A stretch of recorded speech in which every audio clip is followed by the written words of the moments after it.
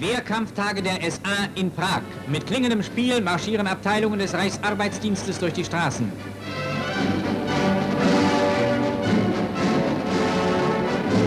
Eine Einheit der SA-Standarte Feldherrnhalle Prag.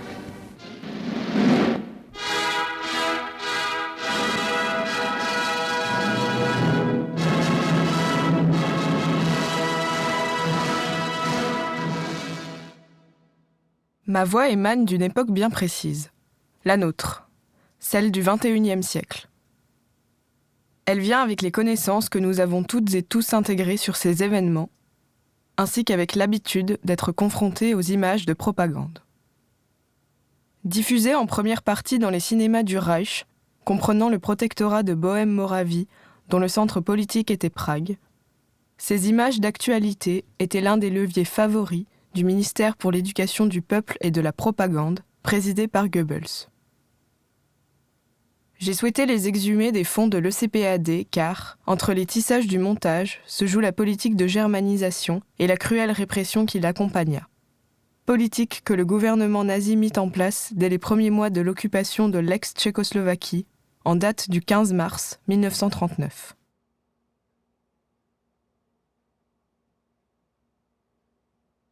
Lettre d'Alfred Fischel, directeur de l'Institut français de Prague, à André Mazon, directeur de l'Institut d'études slaves à Paris, le 15 mars 1939. Bien reçu votre bonne lettre du 12 dans de bien tristes moments. Que vous dirais-je ? Tristesse infinie, occupation correcte.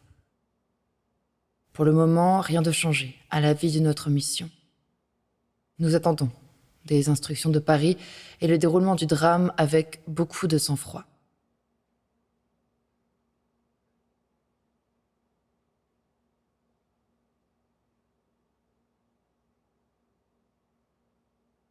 Les peuples slaves, jugés comme dégénérés, sont inscrits dans les textes officiels comme devant être effacés du Reich idéal.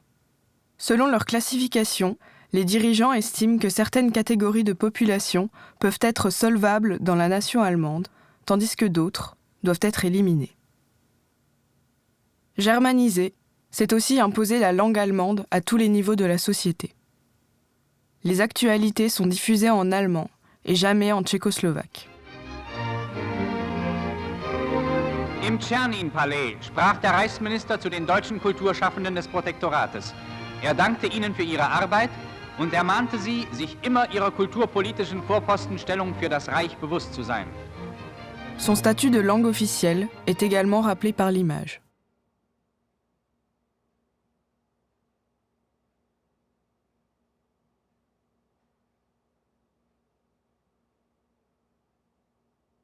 Alfred Fischel à André Mazon, le 15 juin 1939. J'ai reçu hier la visite d'un fonctionnaire du parti nazi, probablement un Sudète, qui m'a demandé si nous pourrions louer au Parti national socialiste allemand nos appartements de représentation. Inutile de vous dire qu'il lui a été répliqué. L'individu a été très correct.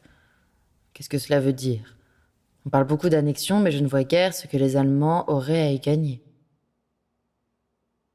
PS, j'ai adressé une lettre détaillée sur la démarche du nazi et j'ai immédiatement prévenu le consulat. Après tout, ne pourrait-ce être un avertissement avant une réquisition ?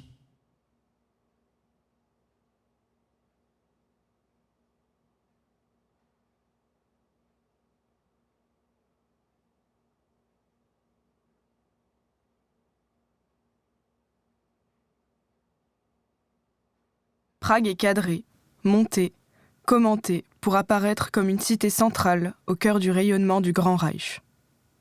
Sur ces pavés, entre les murs de ces monuments, le nazisme se représente comme seul détenteur du pouvoir en place.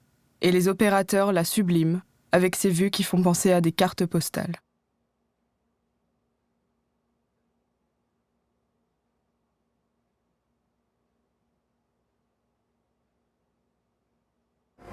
Bei den rhythmischen Tanzübungen zeigen die jungen Rumäninnen Anmut, Schönheit und beschwingte Lebensfreude. Mémoire de Peter Demetz, professeur de littérature à Yale. Au début de l'été 1939, les premiers décrets anti-juifs furent publiés. La moderne Prague, encore hier animée et ouverte à tous, se mua à nouveau en une cartographie désordonnée, voire moyenâgeuse, de restrictions et d'exclusions brutales.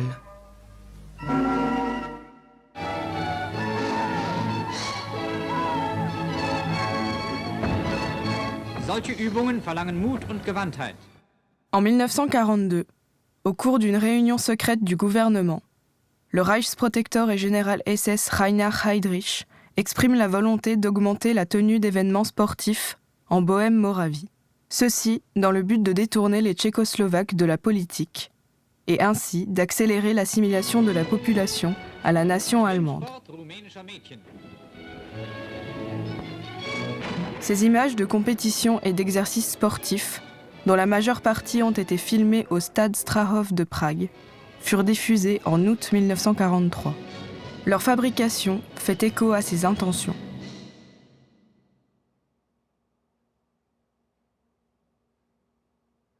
La propagande spécifique à l'espace du protectorat se fait même messagère de répression directe.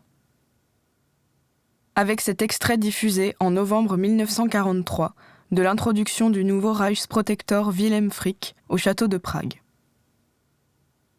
Les multiples signes de reconnaissance par les membres du gouvernement bâtissent l'image d'un homme politique puissant. Ceci en réponse à l'assassinat de son prédécesseur, le 27 mai 1942. Heydrich a été tué par les anthropoïdes, Józef Gabčík et Jan Kubiš, 2 soldats tchécoslovaques envoyés par Edvard Beneš et le gouvernement tchécoslovaque en exil installé à Londres. Cet acte de résistance fut suivi d'une période de terreur, pendant laquelle les villages de Lidice et les Jaski ont été massacrés. Les transports depuis Terezín vers les camps d'extermination se sont accélérés, et les membres d'anthropoïdes ont été traqués et tués à Prague.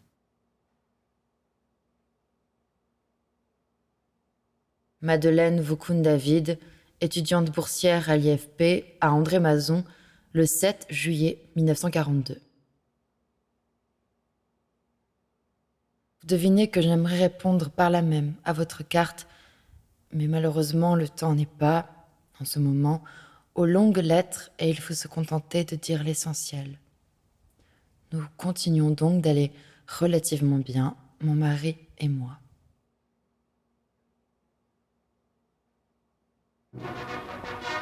Reichsprotektor Dr. Frick empfängt den Besuch des tschechischen Staatspräsidenten Dr. Hacha, der im Jahre 1939 das Schicksal Böhmen und Mährens in die Hand des Führers legte.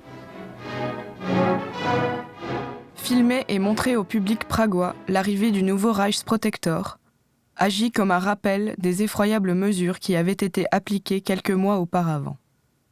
L'image de propagande se fait véritable menace, agent d'oppression qui s'impose depuis les hauteurs du château.